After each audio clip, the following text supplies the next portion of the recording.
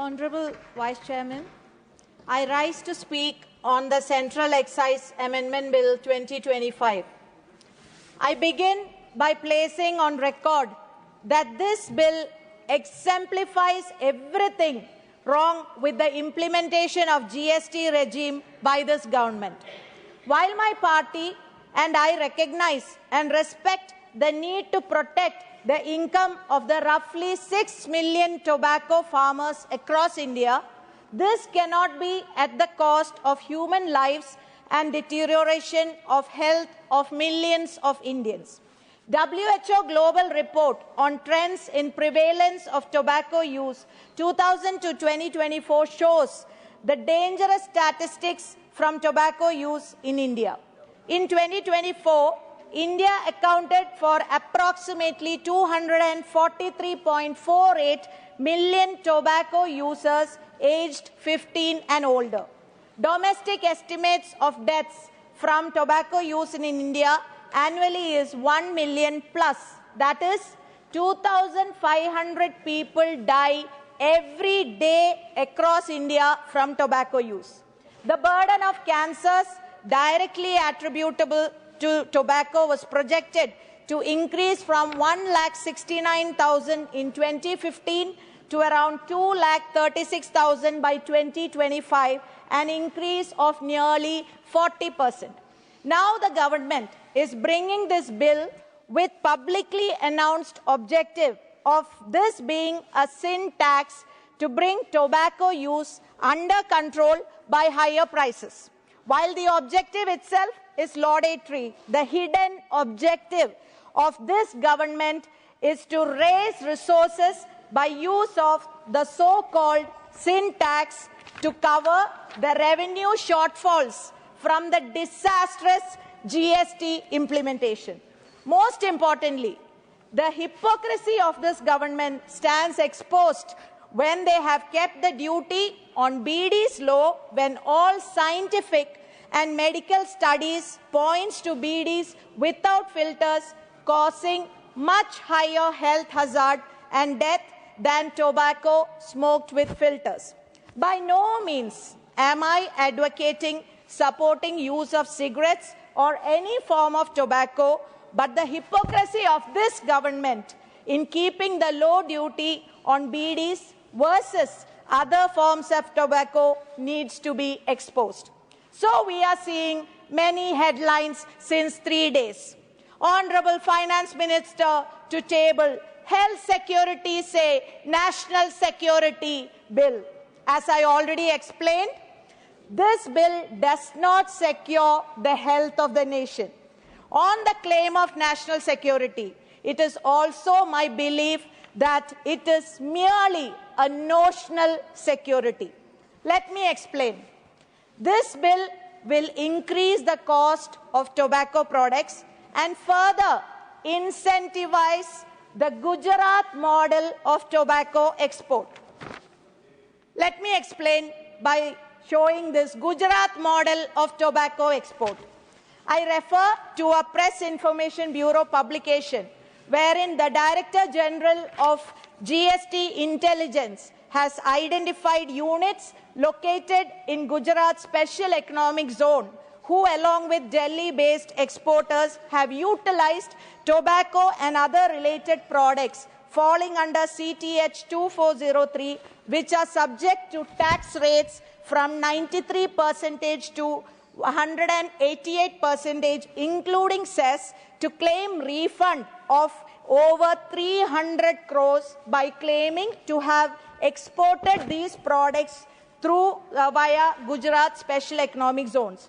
More than 1,000 crores of fake invoices without supply of goods to facilitate these refunds. This modus operandi was possible by an overvaluation of 3,000% of market value of CTH 2403 products. By increasing the tax further through this bill, it will only encourage the nationwide adoption of this Gujarat model of exports, undermining the economic security of this nation. Indian courts, including high courts with reference to Supreme Court precedents, have stated that economic offences affect the nation's financial health and must be treated sternly, often describing them as a form of economic war due to their severe and far-reaching consequences for poor citizens and for the national economy. This bill takes one step further and declares economic war against states in this union. The cess reduces fiscal space and financial autonomy of the state while incentivizing Gujarat model of exports. Meanwhile, the state governments are left to deal with the health consequences from tobacco from the ever-shrinking financial resources. Now, my here Honourable MP, Arun Singh ji, our senior fellow member from the BJP, has exposed the attitude of Modi Sarkar. He says Modi Sarkar's bill provides for very high tax for smokers who use pipes. In Bollywood movies, you see pipes used by ultra-rich and the villains. He says Modi Sarkar has imposed high taxes on cigarettes, which, may I point out, is smoked by the rich, upper class and maybe middle class. And my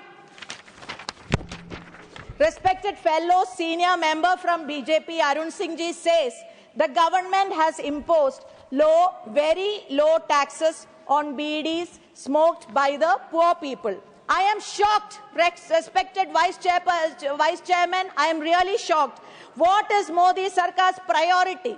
Is it that they will frame policies including tax policies and high duties to safeguard the health and lives of the ultra-rich, rich, upper middle class and middle class, while they will frame policies including tax policies, low duties without any concern of high tobacco smoking by the poor, affecting their health and often leading to their death from cancer from tobacco.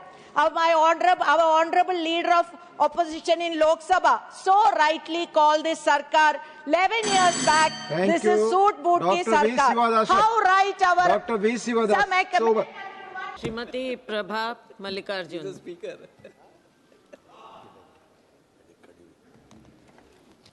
Honourable Madam, I rise to speak on the Health Securities and National Security Cess Bill 2025, not with statistic alone, but with the lived reality of Indian families. A mother in rural India still walks miles under the scorching sun of a simple vaccine. A daily wage worker still falls into debt for a hospital bed. Health is not an accounting entry, it is human dignity. Speaker Madam, healthcare in India is fundamentally delivered by the states, the PHCs, the CHCs, the district hospitals, emergency care. Federal balance is not decorative, it is engine of our healthcare system. And no national security structure can stand on a weakened foundation of fiscal federalism. This bill proposes a new cess on machines and processes used to manufacture pan masala and tobacco products. The intent may appear noble, but our duty as people's representative is to examine its very architecture. First, this cess is outside the divisible pool. States who run almost the entire public health machinery will receive nothing. Past cesses have remained unutilized, untransferred. Without a non-lapsable fund, independent audits, mandatory reporting, this bill risks becoming yet another opaque revenue system, although the finance minister did mention that this cess will be divided with states, but it is nowhere mentioned in the bill. Madam, this is not an exception, but has become a norm. Cesses now form around 14.8% of union taxes, which increased from 9.5%. Rupees 94,036 crore from the education cess, rupees 3.69 lakh crore from various other cesses has never been transferred to the designated funds, exposing systemic opacity and eroding federal trust. Additionally, the bill merges two important objectives, health and national security, into a single cess. This dilutes clarity, increases the risk of diversion, and makes auditing across two priority sectors very difficult. Instead of strengthening cooperative federalism, this bill creates a parallel stream outside the GST framework, exactly what the 14th and 15th Finance Commissions warned against when they urged raising states' share above 41%. Yet we see another levy that bypasses states entirely. Speaker, Madam, let us confront the public health burden this cess claims to address. As per the National Academy of Medical Sciences 2025, India records around 130,000 new oral cancer cases every year, and tragically over 75,000 annual edits, which is among the highest in the world. A 2023 national study shows that patients spend on an average rupees 1 lakh out of pocket for oral cancer treatment, and 96% of families experience catastrophic health expenditure, meaning the illness destroys their financial stability. This is a real economic burden which India is facing. Therefore, if we levy a cess in the name of health security, let the bill clearly require that every rupee collected must be ring-fenced for cancer screening, early detection, NCD management, palliative care, and strengthening the state healthcare systems. Not a paisa should disappear into opaque accounts, like it's been happening.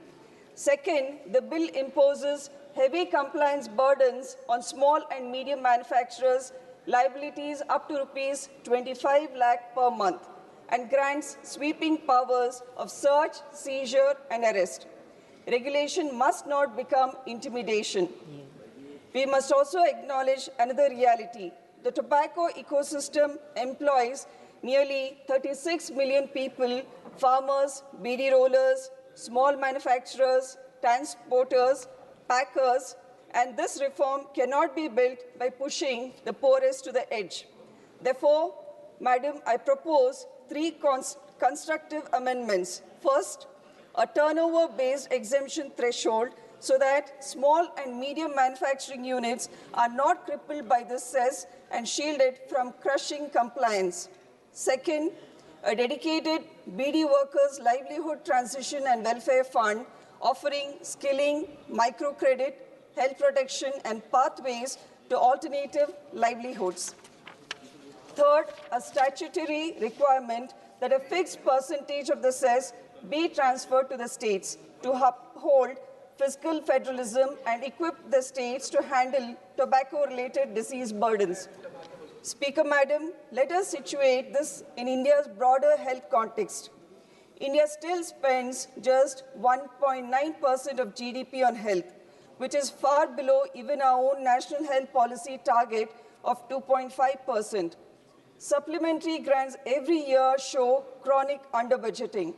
If health is a priority, it must appear in the union budget and not in the last-minute cesses. We have around 31,882 PHCs at the grassroots, but many still lack doctors, diagnostics, 24/7 services. The ruling party mentions dash number of aims with a lot of pride, but in reality, we all know these aims are without specialists, mandatory health services, and long appointment waiting lists. Quantity without quality cannot deliver health security. A PHC without a doctor is a building. A CHC without diagnostics is just a signboard. This bill assumes higher taxation will curb addiction, but addiction cannot be fought with taxation alone.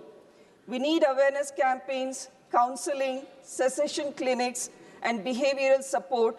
A cess cannot rebuild lives. A roadmap will definitely do, ma'am. Speaker, Madam, India needs a genuine alternative, raise health expenditure to at least 3% of GDP in the union budget through transparent budgeting. Treat states as equal partners in health planning and implementation. Strengthen PHCs, CHCs, district hospital, and even the pride of our nation, AIIMS. Focus on quality services, not just numbers. Publish annual health security accountability statements. Launch a national cessation support mission for addiction treatment and behavioral change. Speaker Madam, this bill collects revenue from the people but withholds trust from the states, and without trust, no health system can endure. I would like to quote a line from Sri Rabindranath Tagore's work. Faith is a bird that feels the light and sings while the dawn is still dark. Let us not darken that faith with opacity. Let us build a system where every rupee is accounted for, every state empowered, every worker protected, and every citizen secure in health and thereby in national security. Lastly, Madam Finance Minister, I wish you keep in mind the health of economy, which is in dire straits as we speak. You propose to generate revenue for defense expenditure, which is becoming costlier because of rupee, which is in free fall. Thank you. Jai Hind.